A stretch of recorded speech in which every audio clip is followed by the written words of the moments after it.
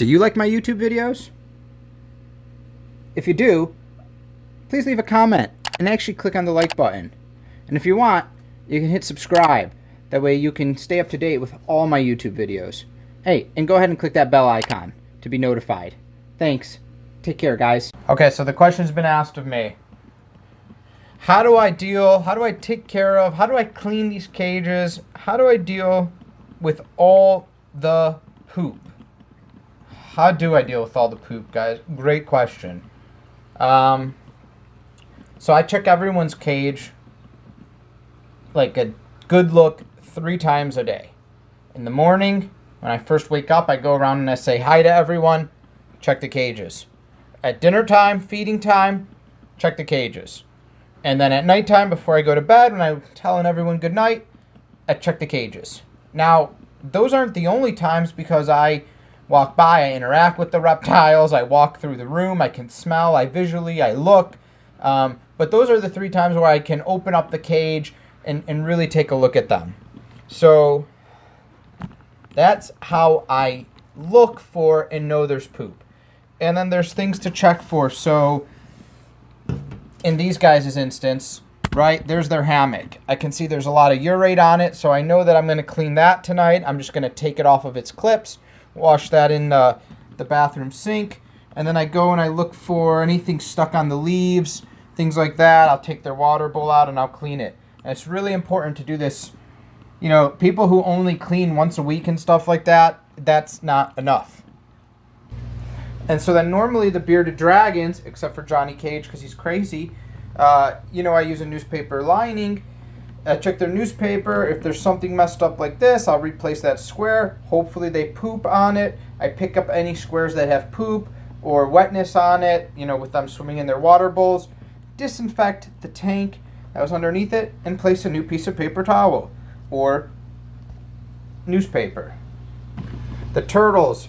This is really interesting because most of the time I don't have to deal with poop. I just put sludge destroyer, the correct amount every week when I replace water, a little bit more when I do water changes.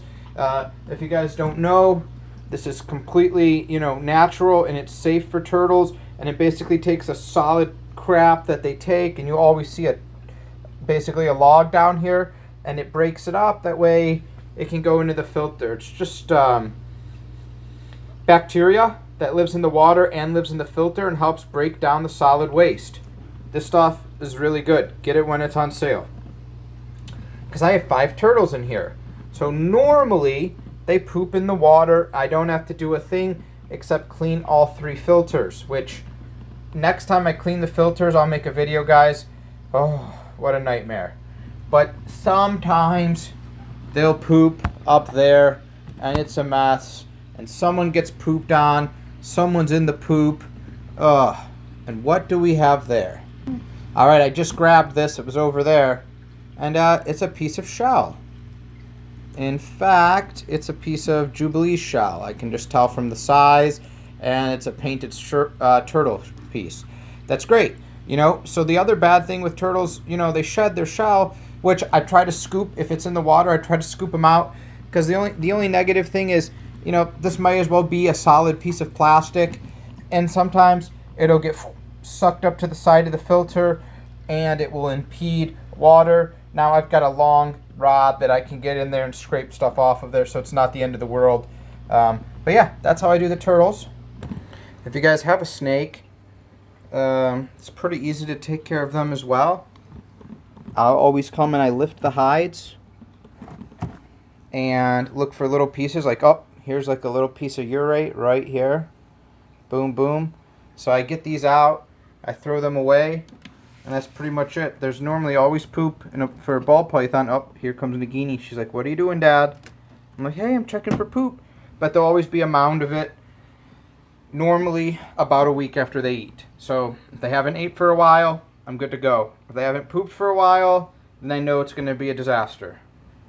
Ripto is a whole nother way of crazy because of its rage. It normally poops, and if I can get to it in the morning, great. If not, it shuffles around, it buries it, and then I go digging through the dirt. You can open the cage, though, which is the nice thing. and you can smell it, so you can instantly go find it. Guido is a pooper of habit, let's say. And guys, I can already apologize because poop is going to be said a lot in this video.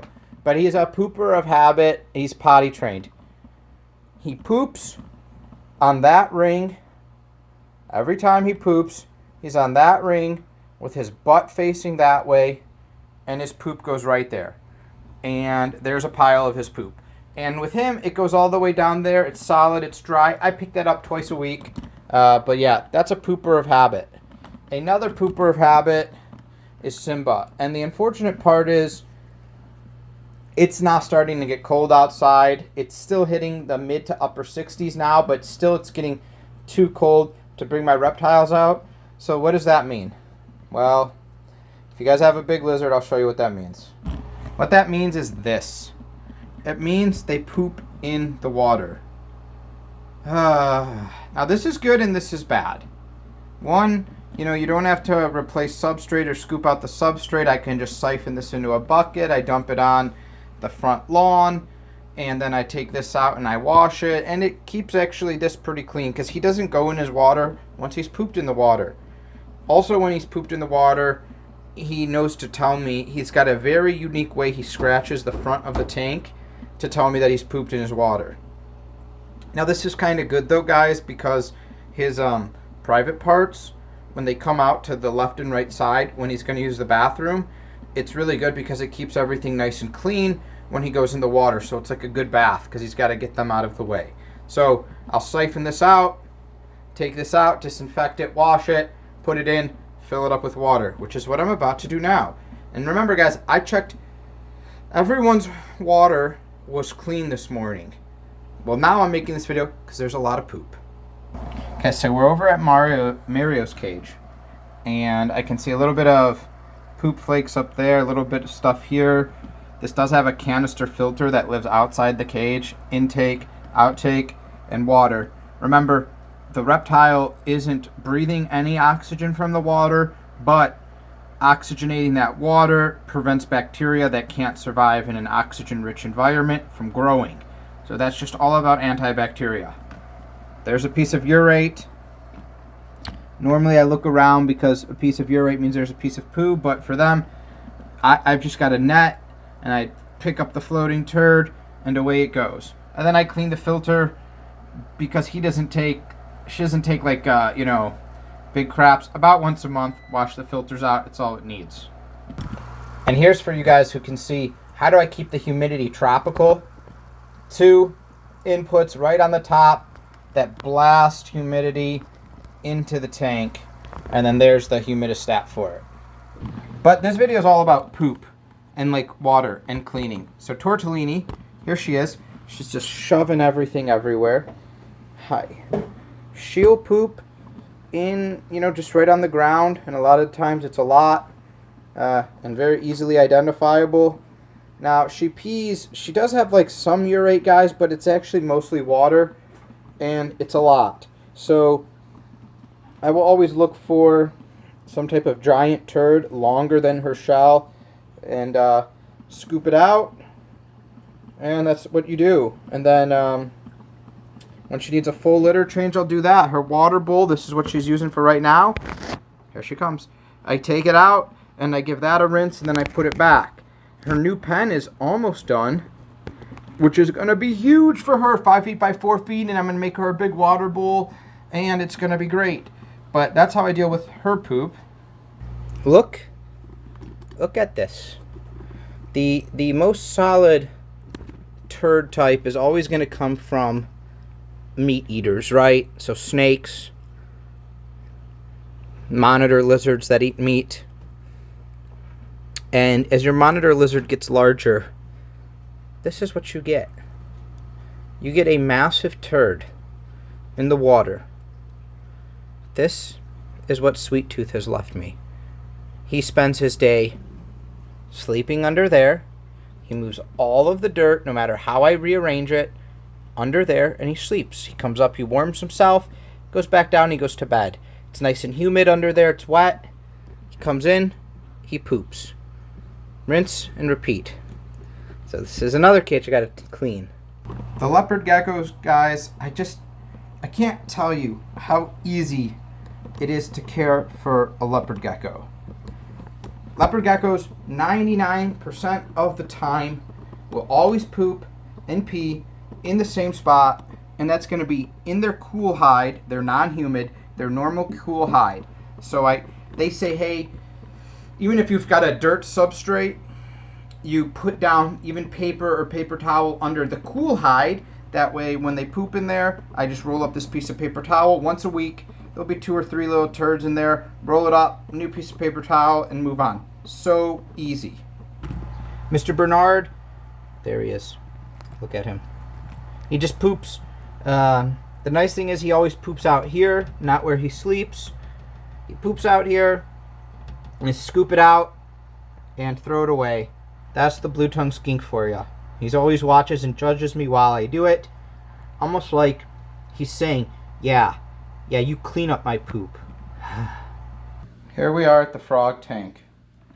The frog is interesting because normally the frog will just poop in the water when I soak him, but sometimes he just poops in the back of the tank, like it's right there.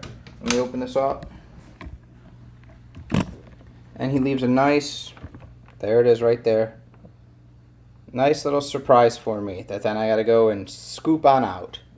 It's very unfortunate. I'm looking at me, he thinks he's gonna eat right now. Look at that. Look at the way he's turned. He's pitched his head up. If I put my finger there, he'll probably, oh, yep, he's getting ready, he wants food. Well, unfortunately, it's not dinner time yet, so no food for you, no soup for you, no food for you. And soon to be no poop for you. And some of you guys have been wanting an update on the veiled chameleon, the translucent veiled chameleon. Well, he's yawning. We just picked him up. 2 big yawns. He's waking up from his nap. There's just a, oh, there we go. There we go, another yawn. That is through the screen. Not a super good look, but I will say, look at one thing, because I don't want to spoil too much. He's not grabbing his front feet with his back feet, and he is moving the tail. He's coming a long way, but I don't want to spoil it. I'm going to tell you one thing with him. He's been forcing me to drink a lot of black tea to get used tea bags. So he's been forcing me to drink a lot of black tea. But he's doing good. All right. Hopefully you guys found this video educational. I now have to go clean the poop. All the poop that we just saw. I have to go clean the poop. Wish me luck, guys. Take care. Stay well. Thank you for liking my videos. I say this all the time and I don't care. Liking the videos help the algorithm so much. Commenting helps the algorithm so much. If you subscribe, great. I appreciate it. You know, I feel like we're one big rescue family, and every view, every comment, every like, every subscription helps so incredibly much. You guys can't even understand. Patreon, you guys send me direct messages. I direct message back and forth constantly with my Patreon subscribers. Every day people are messaging me, even just to see how I'm doing, just to see how they're doing. You guys have just blown me away. You've helped so much covering partial of my electric bill with all these guys with heaters and lights and vapor bulbs and heat lights and everything under the sun, heat mats. Thank you, guys. Stay safe and take care. I love you all.